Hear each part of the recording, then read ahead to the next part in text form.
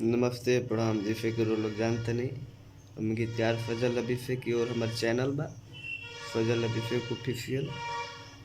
जो ना चैनल का आप लोग खूब सारा प्यार दुलार देते नहीं, हमारा हर गीत के इन्फॉर्मेशन मिलेला। तो अभी तमाम गीत छूटल बड़ी सन, उनके वो कन्यादान के गीत रिलीज भेल पाए सिद्धि सखिया जी के।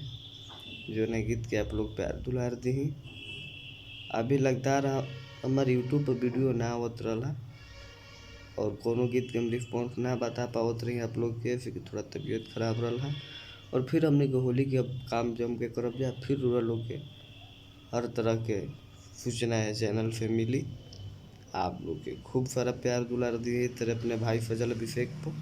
और जो भी कलाकार गावत है, जो भी कलाकार लिखत है, हर कलाकार को ये हमारा ऑफिशियल जो चैनल बा, नया चैनल बा। चैनल का आप लोग खूब सब्सक्राइब करी, शेयर करी।